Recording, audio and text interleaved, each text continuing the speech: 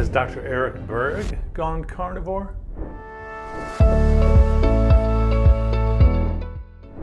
I'm Dr. Eric Westman, and welcome to my channel where I review and debunk nutritional information online.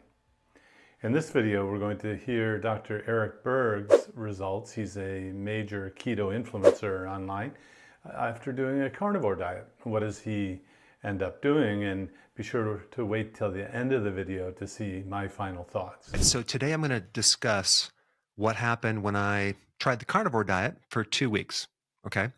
I think it's very important for everyone to experiment and try different diets because not every single person does well on one diet. This concept of one size fits all, that every single person needs to be on the same diet, is just not real because the body is very, very different. You have different genetics, you have different environments, you have different body problems. What's good for one person might not be the best for another. That being said, the carnivore diet produces some really amazing results for a lot of people. And I'm talking about anyone with gut issues, autoimmune problems. So what did I eat on this diet?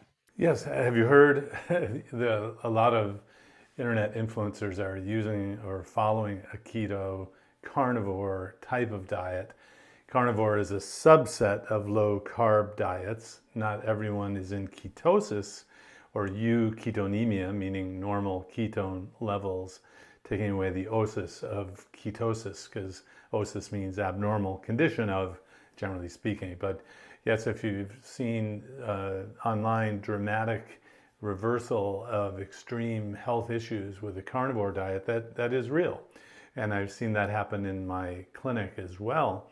In my clinic, I use a low-carb keto diet where it's not generally, or it's keto carnivore-ish, meaning 20 grams or less total carbs per day. You get some vegetables and some leafy greens, but we're not strict about what, if a wolf doesn't eat it, you can't eat it. Like, a carnivore, some types of carnivores say, well, wolves don't have coffee, so you can't have coffee, or you can't have dairy, or anyway, I'm more flexible in my teaching, but keeping the carbs super low can fix lots of different medical problems, including the ones here. So we're kind of seeing now a comparison of similar approaches. So a carnivore diet is very similar to what I teach and what other influencers teach. And one individual's results, like Dr. Berg, will be interesting, but it may not apply to you. So what did I eat on this diet? Well, beef, pork, eggs, seafood, shellfish, and I did do dairy on this program as well. I did a lot of sheep cheese, and I did a little kefir, and I didn't do a lot of organ meats. I don't like organ meats, but I did do fish liver, as in cod liver. And so this 2-week test wasn't necessarily a before and after on a blood test or anything like that. It was mainly a subjective test just to see how I felt. Now, you have to understand, Dr. Berg has not been eating carbohydrates for a while. I know Dr. Berg emailed and back and forth and spoke at his conferences, but he hasn't been eating many carbs, and this is someone who's already not eating many carbs, now drilling down to lowering the carbs even more, almost to zero. Not a concern metabolically because our bodies make its own carbohydrates. You don't have to eat carbohydrates as long as you're eating proteins and fats. They have the raw material for the generation of carbohydrates in your body. So, but if you change from a typical American diet onto a carnivore diet, you may go through the withdrawal symptoms of dropping carbohydrates. And I'm assuming Dr. Berg didn't go through that because he's already starting from a very low carbohydrate level, now trying the carnivore diet. And one thing I did really benefit from, which I'm going to get into, is I did have some bloating that I didn't even know I was having. And I'll tell you where the bloating was coming from. It wasn't coming from the vegetables that I was eating. It was coming from the nuts I was eating. I was doing an experiment trying to test out, would it be better to eat in the morning versus the afternoon, et cetera, et cetera. And what I basically concluded from all that is that, to keep it simple, I'm just going to eat when I'm hungry. I like that. Keep it simple. If you're thirsty, drink. If you're hungry, eat. The converse is that if you are not thirsty, don't drink. If you're not hungry, don't eat. I like that simple approach, and it gives you flexibility. Some days you're going to be hungry, you should eat. Some days you're not hungry, you shouldn't eat. I don't think we are designed to have a fixed 3 meal a day or even just food every day. That's only recently when we've had so much availability of food. So I like that simple approach to when to eat. It's when you're hungry. Now, that is if you're not on any medications that might thwart this.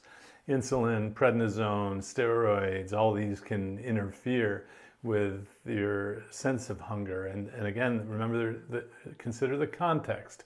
If you're in the clinical setting, you're on all sorts of different medications. You're one of my patients. We're de-prescribing medicines. This may be a little more complicated. But if you're not on any medicine that interferes or creates hunger, then that's a great approach to eat when you're hungry. Now, as far as some other things I've noticed, did I notice much change with my energy?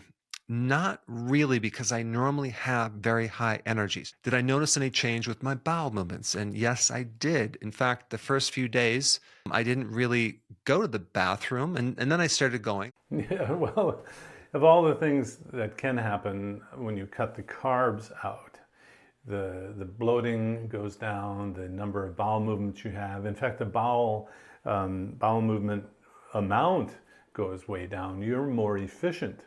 I did a recent video with a young man who had the unfortunate need to have the colon removed, and so he talked about the contents there in his bag that he empties every day because he doesn't have that proper rectal function. And he talked about how he doesn't see meat in his ileostomy bag, but he does see celery and vegetables and all that that aren't well digested.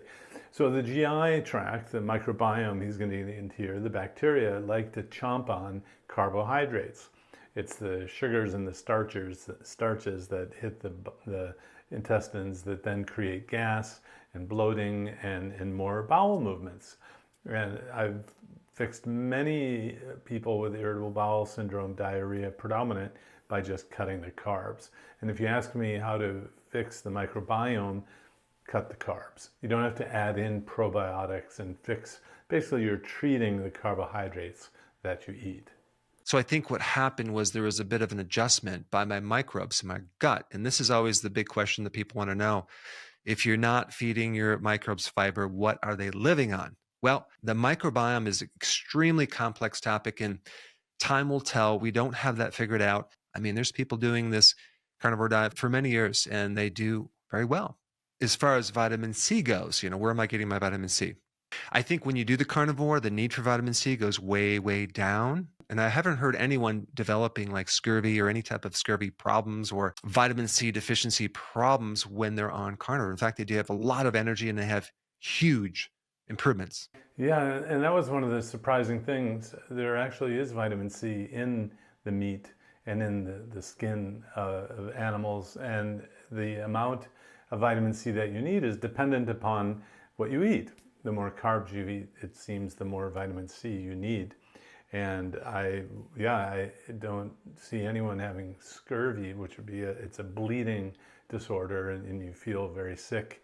I haven't seen that in my clinical practice ever. And I also know people who do not do dairy on carnivore. I did it because I love dairy. I don't have a problem with dairy. I like European cheeses. I like goat's cheese. I like sheep cheese. I do not like processed cheese, and I don't have any of that. And I don't go crazy with like excessive amounts, but I think there's a lot of benefits to high quality cheese. Excessive amounts. Did you hear that? So if you're unable to moderate the cheese, the cream, the oils, the dairy, then you got to be very careful. And in our approach, we have a special section where we ask you to limit things like cheese and dairy and cream and oils and butter even. I'm not a fan of having you put butter on your steak when you're trying to burn the fat off your body or trying to reverse diabetes. It's just not the right context for doing that. So again, the cheese has to be limited if you're trying to lose weight, because there are a lot of calories, a lot of energy in that cheese. But many people have reactions to that. And if you have gut inflammation, that might not be the best thing for you. Some people might say with dairy that there's a bit more carbs, and carnivore is zero carbs, but you can also make the argument about seafood. If you're doing like shrimp or lobster or something like that, there's carbs in that. There's also carbs in organ meats too, and not a lot, but there is some.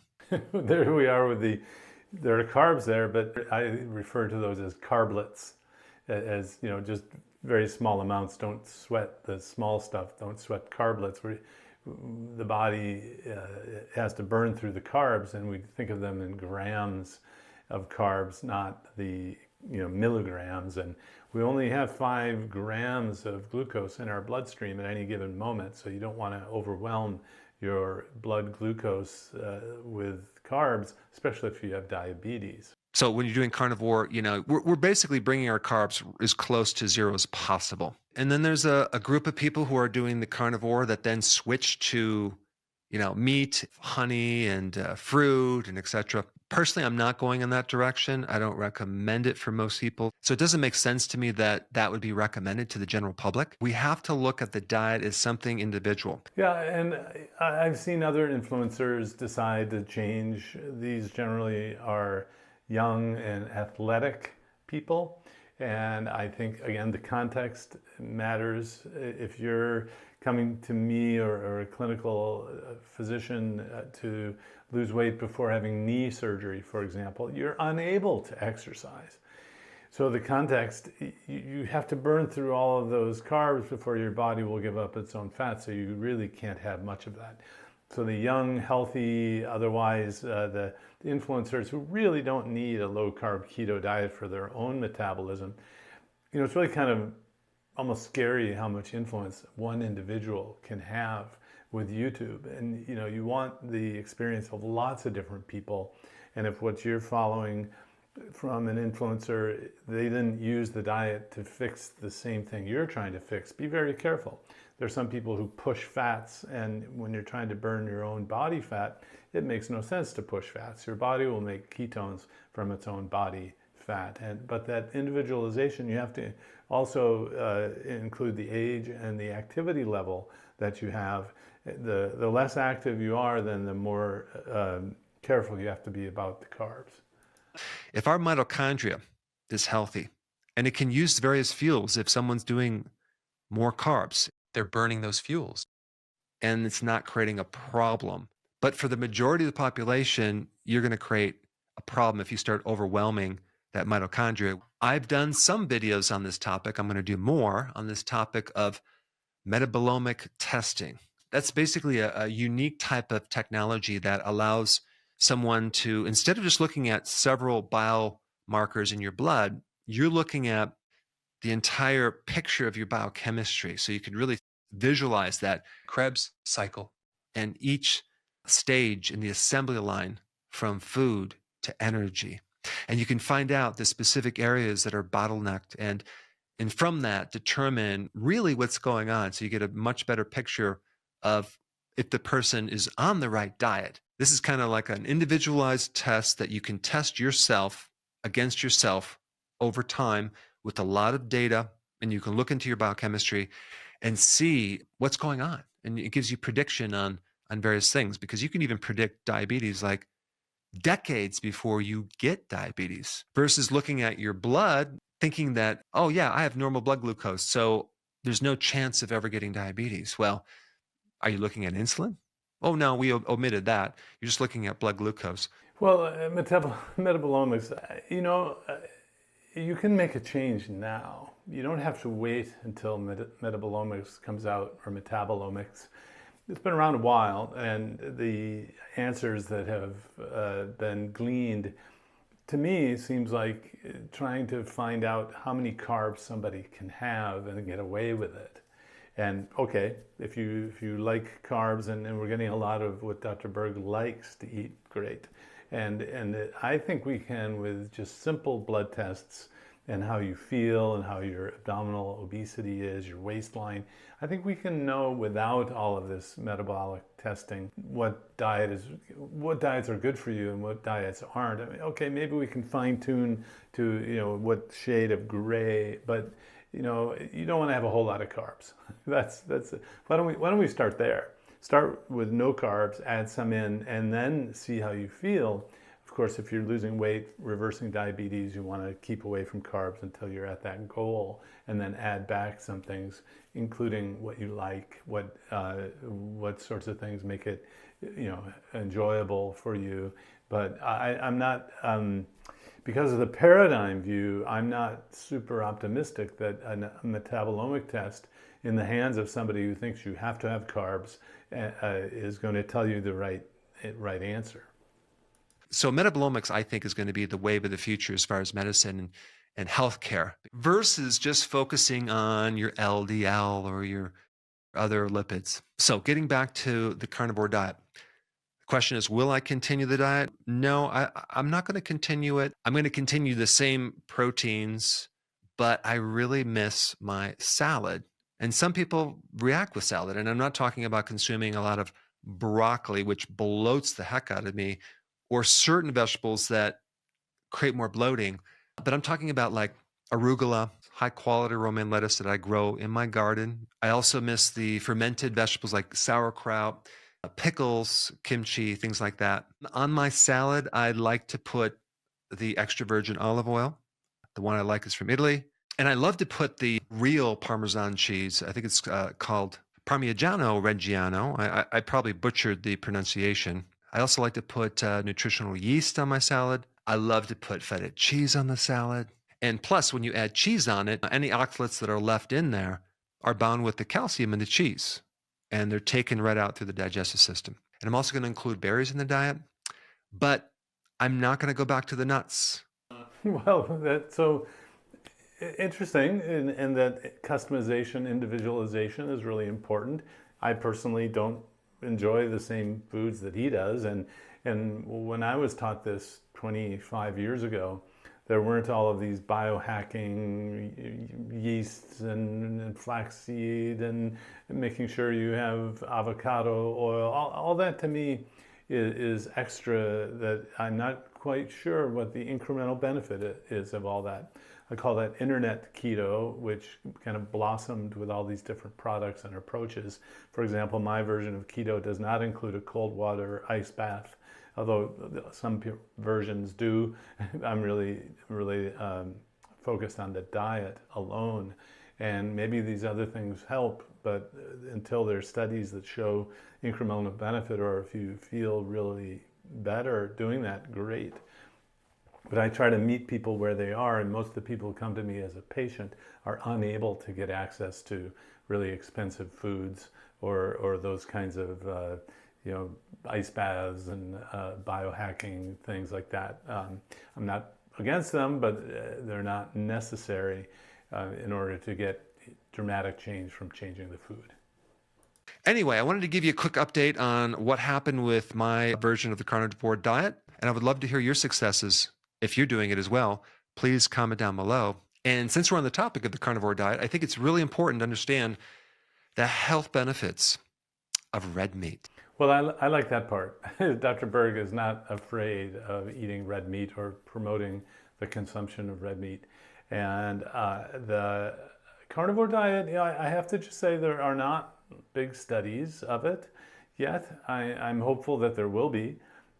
Carnivore diet does exclude the vegetables and leafy greens that are included in my approach, which has been studied, at least in randomized trials out to a year or more, in multiple randomized trials.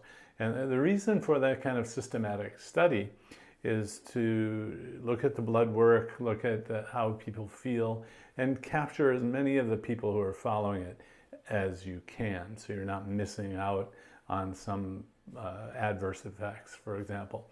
Am I really concerned about a carnivore diet and healthfulness? No. I asked Amber O'Hearn, who is a writer and a scientist, to write a paper about the nutritional adequacy of it, and helped her get it published. And I was impressed that there is a lot of information, but not clinical trials about the carnivore diet. So you want to just eyes wide open, measure everything you can about health with any kind of dietary pattern that you do.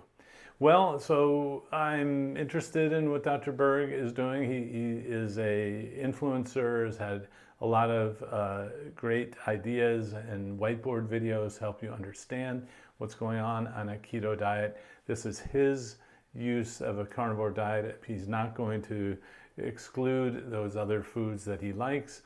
He didn't talk about all the other health benefits of those things, but I'm not sure there are lots of health benefits to having fermented foods. For example, while it makes sense, I need clinical trial evidence to be certain for me. That's just my approach. Well, if you enjoyed this video, be sure to like, subscribe, and click the notification bell so you don't miss out on any videos. And I'm sharing new videos every Wednesday and Friday.